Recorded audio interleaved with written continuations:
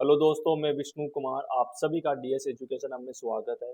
आज हम राज्यपाल की शक्तियों के बारे में समझने की कोशिश करेंगे। Let's start.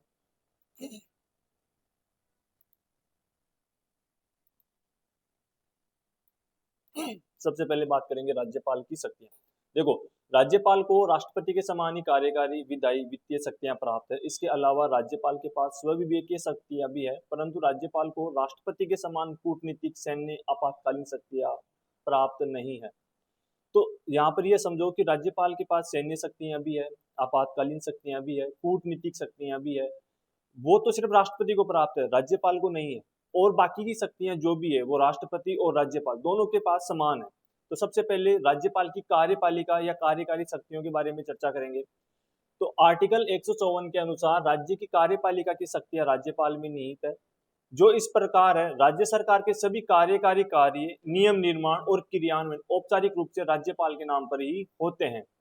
आर्टिकल 164 के अनुसार राज्यपाल मुख्यमंत्री और अन्य मंत्रियों की नियुक्ति करता है। वे सब राज्यपाल के प्रसाद पर्यंत अपना पद धारण करेंगे। यानी राज्यपाल, हमारे जैसे राजस्थान के राज्यपाल है, वो मुख्यमंत्री की भी नियुक्ति करेगा, मुख्यमंत्री के साथ साथ में फिर अन्य मंत्रियों की भी नियुक्ति करेगा।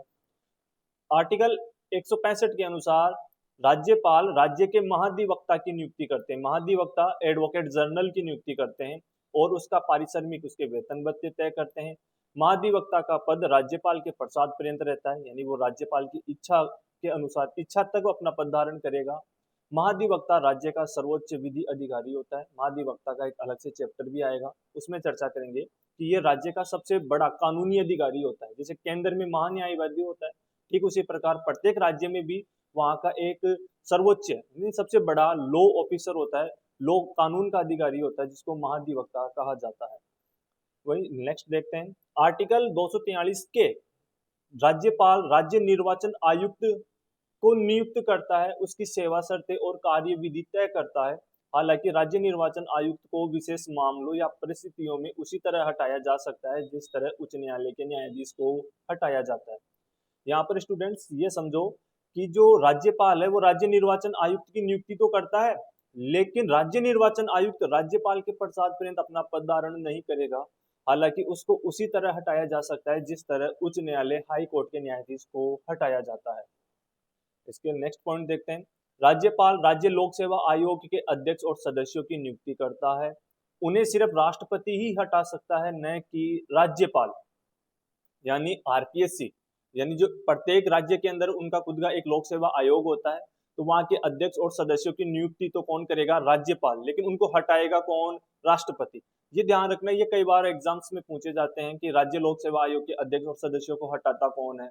तो जनरली हमें रहता है कि भाई चलो जो नियुक्ति कर रहा है वही हटाएगा, लेकिन राज्य लोक सेवा आयोग के अध्यक्ष और सदस्यों को राष्ट्रपति हटाएगा। आर्टिकल 167 के अनुसार राज्यपाल मुख्यमंत्री से प्रशासनिक मामलों या किसी विधायी प्रस्ताव की जानकारी प्राप्त कर सकता है, और फिर मुख्यमंत्री का कार्य होगा कि वो राज्यपाल को जानकारी दे।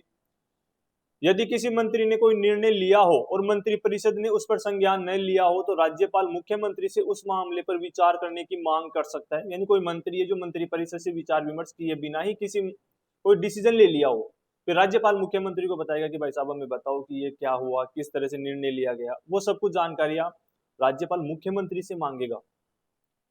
नेक्स्ट है, राज्यपाल राष्ट्रपति से राज्य में संवैधानिक आपातकाल लगाने की सिफारिश कर सकता है। राज्य में राष्ट्रपति शासन के दौरान उनके कार्यकारी कार्य शक्तियों का विस्तार राष्ट्रपति के प्रतिनिधि के रूप में हो जाता है।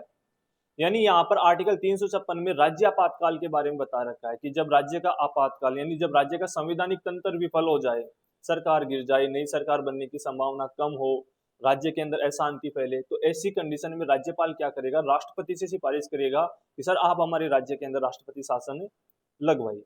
तो जब राज्य के अंदर राष्ट्रपति शासन लागू हो जाता है, तो वहां की जो समस्त कार्य शक्तियां, कार्यकारी शक्तियां हैं, वो राज्यपाल के राज्य कार्यकारी शक्तियों का विस्तार राष्ट्रपति के प्रतिनिधि के रूप में हो जाता है। यानी उस टाइम राज्यपाल सर्व सबसे प्रमुख होगा और राष्ट्रपति के प्रतिनिधि के रूप में वहां पर वो काम करेगा।